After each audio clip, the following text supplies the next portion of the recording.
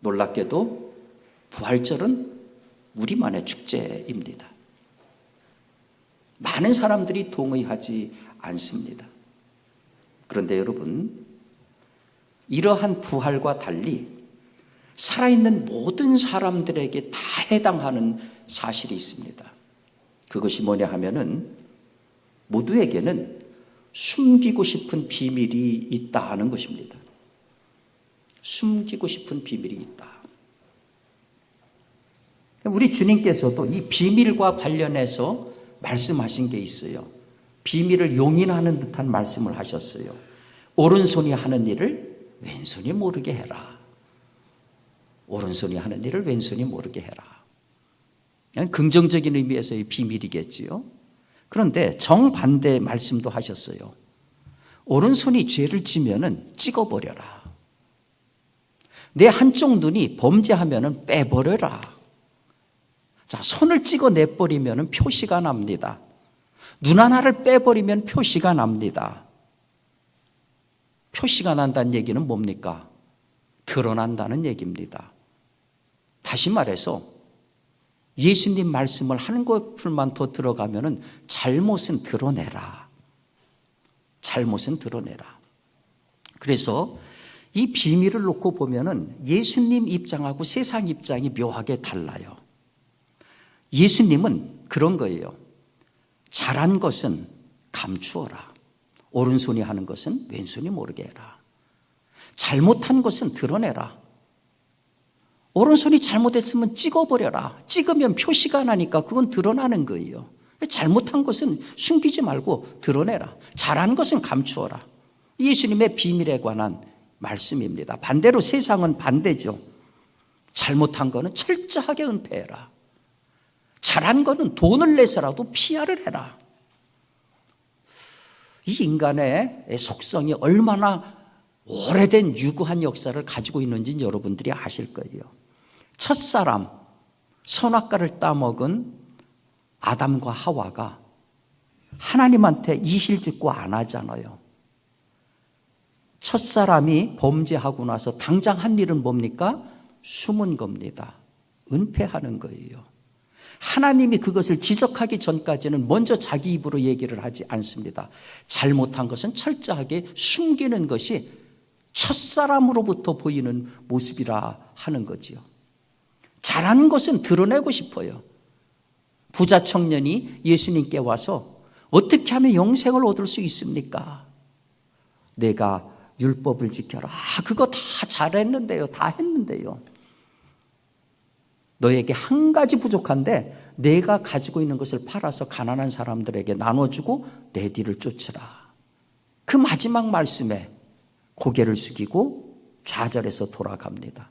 그 모습을 보고 제자들이 신이 나서 그렇게 얘기하지 않습니까? 주님, 우리는 모든 것을 버리고 주님을 쫓았는데 이제 우리는 무엇을 받습니까? 자랑하고 싶은 거예요. 주님의 그 자랑스러운 제자들, 위대한 제자들 속에서도 잘한 것은 드러내고 싶은 거예요. 아주 유구한 역사를 지니고 있습니다. 그래서 우리 인간의 속성은 시대를 불문하고 그런 거예요. 잘못한 것은 철저하게 은폐해라. 절대로 드러나지 않게 해라. 잘한 것은 돈을 내서라도 알리고 피하를 해라. 근데 여러분, 이제부터는 좀 조심하셔야 될 것 같습니다. 무슨 말이냐 하면 현대 세계는 더 이상 잘못을 숨기기가 불가능한 그러한 세대가 됐다 하는 거예요. 영화 좋아하시는 분들은 그 공상 과학 영화 같은 것들 많이 보실 거예요. 영화, 그 배트맨 영화, 다크나이트 같은 데서 보면은 그 주인공 배트맨이 악당 조커를 잡기 위해서 모든 휴대폰에 도청 장치를 개발을 합니다. 그런 걸 보면 이거 뭐 영화 속의 얘기겠구나. 근데요, 그게 현실이 되어 있어요. 몇 년 전에 여러분 시사에 관심이 있는 분들은 에드워드 스노든이라고 하는 이름을 들어보셨을 겁니다. 저 사람이 미 중앙정보국 CIA하고 미 국가보안국 NSA라고 하는 데서 오랫동안 근무한 사람입니다. 그러다가 2014년에 가디언지를 통해 가지고 두 기관이 어떤 도청을 하고 있었는지를 폭로를 했어요. 그 폭로 내용이 그런 겁니다. 우리나라를 포함해서 35개국의 정상들의 이 전화 내용을 다 도청을 했습니다. 우리나라도 마찬가지고 청와대도 마찬가지고 독일의 메르켈 총리 같은 경우는 무려 10년 이상을 계속 도청을 했습니다. 그리고 우방국이라고 하는 미국의 우방국이라고 하는 주요 대사관 38곳에 대한 도청을 실시했습니다. 저것을 에드워드 스노든이라고 하는 사람이 저걸 폭로를 한 거예요. 얼마나 기술이 발전했는데 여러분 로빙박스 기술이라는 것을 통해서 미 국가 보안국이라고 하는 데서는 해마다 연 1조 건 이상의 도청을 하고 있는 것으로 그렇게 밝혀졌습니다. 거기다가 요즘은 이 공중에 떠도는 주파수를 가지고 그거를 음성으로 변환시키는 기술까지 개발이 됐어요. 목소리로 인한 진동을 다시 음성으로 변환하는 그와 같은 기술도 발달을 해서 수백 미터 밖에서 여러분들이 방 안에서 얘기하는 그 내용을 주파수를 음성으로 변환시켜 가지고 그걸 다 듣고 있어요. 여러분들이 가지고 있는 핸드폰, 무선 인터넷, 마음만 먹으면 전부 도청의 대상입니다. 거기다가 길거리 나가보세요. 천지사방의 CCTV입니다. 어떤 사람이 하루 동안에 자신이 CCTV에 노출되는 게 몇 건인가 살펴봤더니 무려 98회더라는 겁니다. 98회.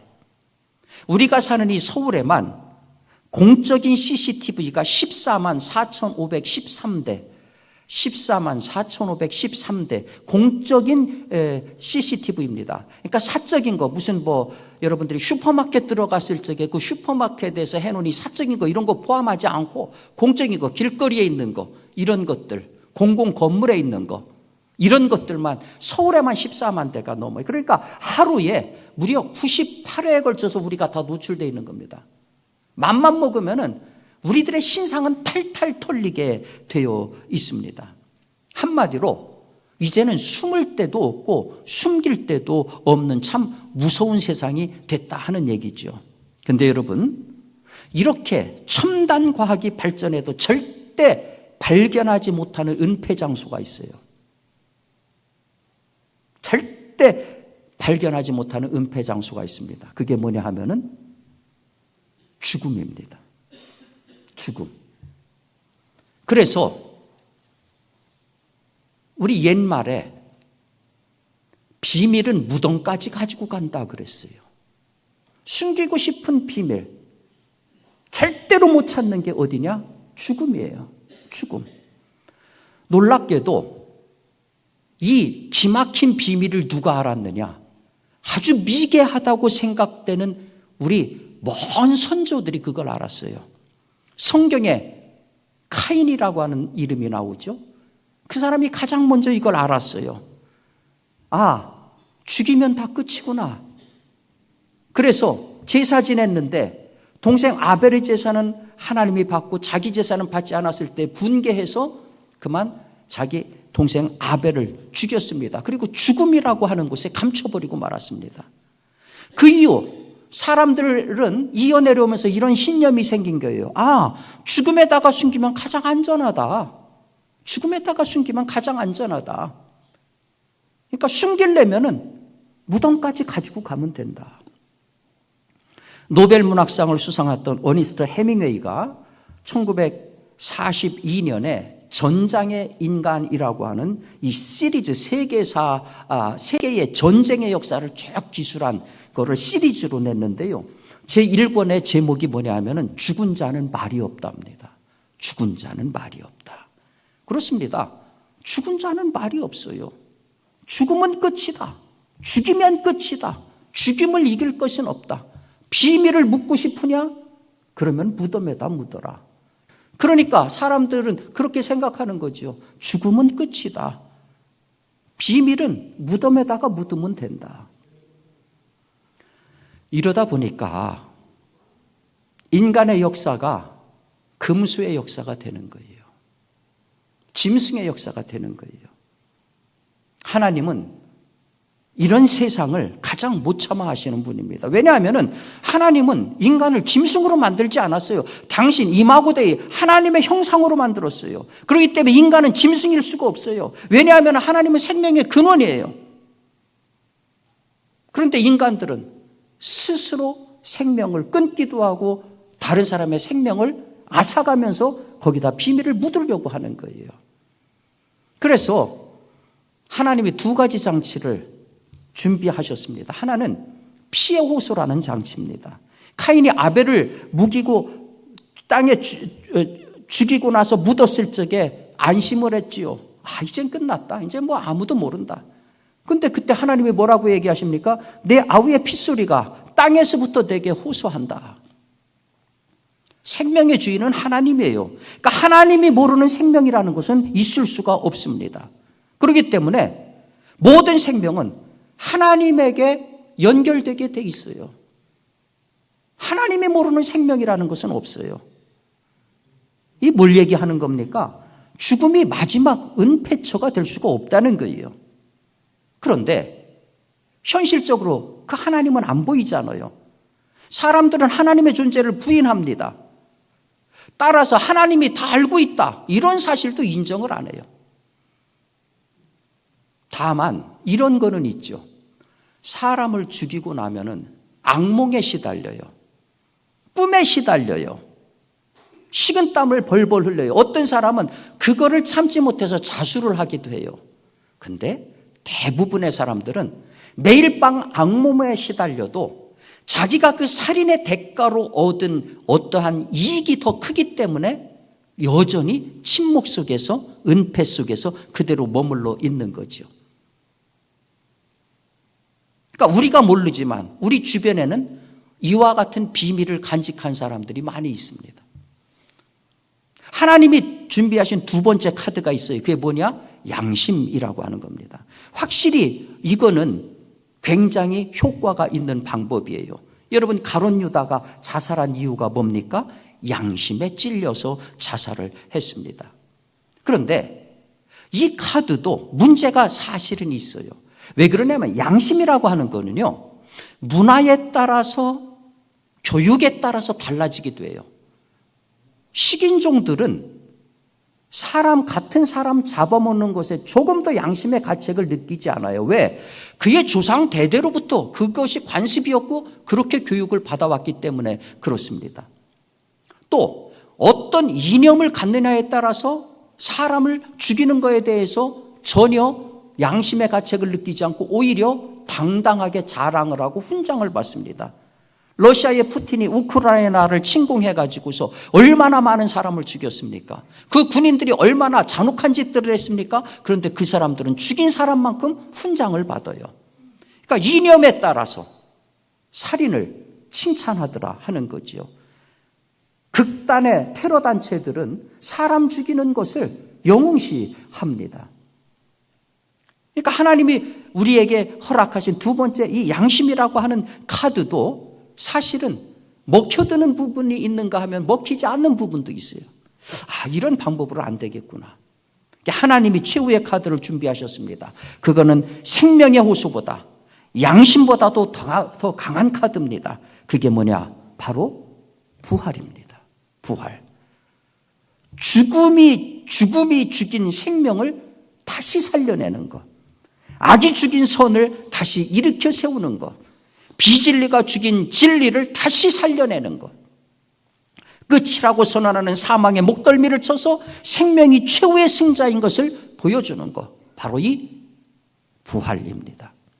하나님이 이 부활이라고 하는 카드를 쓰시면서 이제 놀라운 변화가 일어났습니다. 이제 죽음은 더 이상 진리를 숨길 수 있는 마지막 은폐지가 아닙니다. 죽음이 만든 모든 무가치나 모든 무의미를 부활이 제자리로 돌려놨습니다. 죽음이 설정해 놓은 염세주의를 부활이 깨뜨렸습니다. 죽음을 끝으로 알고 본능 따라서 짐승이 되려고 하는 인간들을 부활이 다시 사람의 자리, 하나님의 형상의 자리로 옮겨놨습니다. 그래서 오늘 우리는 부활의 메시지를 이렇게 읽어야 됩니다. 죽은 자의 부활은 반드시 있다. 그래서 예수도 다시 사신 것이다. 예수가 사셨기 때문에 죽음은 더 이상 은폐지가 될 수 없다. 예수가 부활의 첫 열매가 되셨기 때문에 우리는 부활의 두 번째, 세 번째 열매가 될 수 있다. 바로 이 부활의 연결고리가 있기 때문에 우리는 더 이상 죄 지을 수 없고, 그리고 부활이 죽음을 이긴 최후의 승자이기 때문에 이 부활을 믿고 사는 우리는 가장 행복한 사람들이다. 사랑하는 성도 여러분, 예수의 부활로 모든 것이 달라졌습니다. 하나님 예수를 다시 살리심으로 죽음은 더 이상 마지막 강자가 아닙니다. 생명이 죽음을 이겼기 때문에 이제 죽음이 끝이 아닙니다. 예수의 부활이 사람을 사람답게 살도록 헝클어진 질서를 다시 돌려놓으셨습니다. 따라서 죽음을 끝인 줄 알고 본능대로 살게 되면은 반드시 대가를 치르게 되어 있습니다. 예수의 부활이 슬픔을 기쁨으로 바꾸었고 비극을 희극으로 바꾸었습니다. 그래서 전통적으로 부활절 예배를 드릴 적에는 항상 설교 때 재미난 이야기를 했습니다. 이게 2000년 설교의 역사이기도 합니다. 그래서 저도 오늘 재미난 얘기를 하나 준비했는데 여러분 반드시 웃으셔야 됩니다. 웃을 준비를 하고 들으셔야 됩니다. 안 웃기더라도 억지로라도 웃으셔야 됩니다. 소련의 독재자인 스탈린이 죽었습니다. 그러니까 후계자인 후르시초프가 스탈린의 유해를 장례를 치러야 되는데 이게 소련 안에다가 묻기에는 이 사람이 워낙 이 악명 높은 독재자이기 때문에 좀 꺼림직했어요. 그래서 프랑스의 드골 대통령한테 전화를 걸어서 나폴레옹이 묻혀 있는 앙바리도 국립묘지에 좀 스탈린을 안치할 수 없겠습니까? 그러니까 여기는 진정한 영웅만 묻히는 곳입니다 하고 이런지하에 거절을 당했습니다. 그래서 이번에는 워싱턴에 있는 엘링턴 묘지에 묻히면 안 되겠습니까? 당연히 백악관으로부터 이런지하에 거절의 메시지가 왔습니다.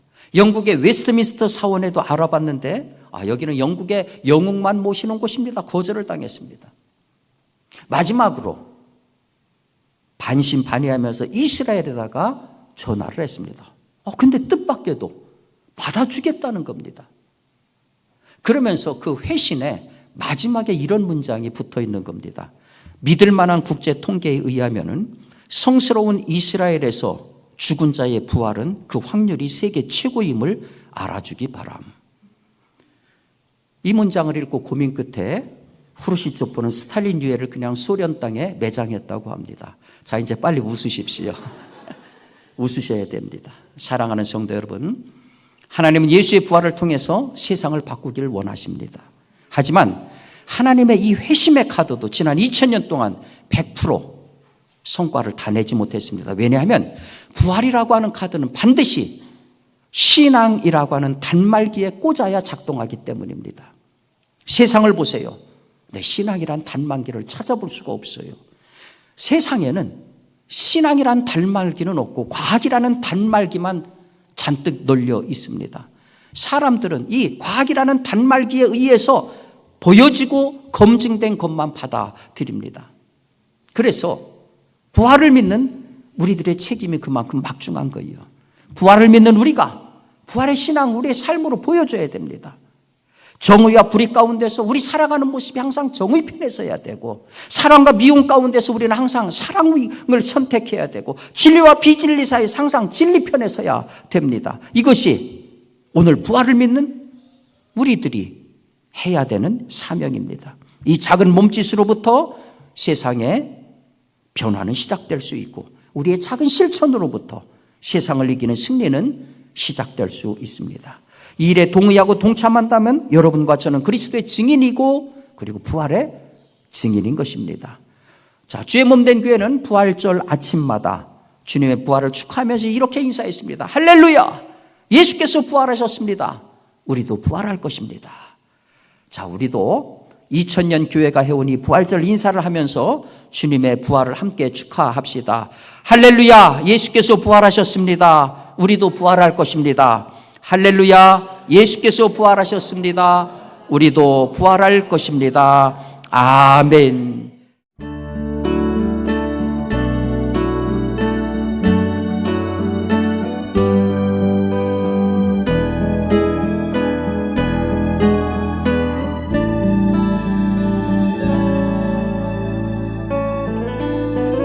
예수 나를 위하여 십자가를 지을 때 세상 죄를 지시고 고쳐 당하셨네. 예수여 예수여 나의 죄 위하여 보배 피를 흘리니 죄인 받으소서.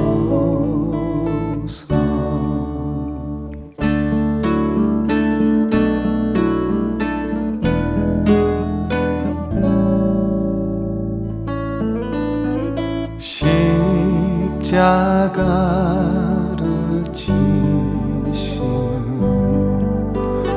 무슨 죄가 있나. 저 무지한 사람들 메시아 죽였네. 예수여 예수여 나의 죄 위하여 보배 피를 흘리니 죄인 받으소서.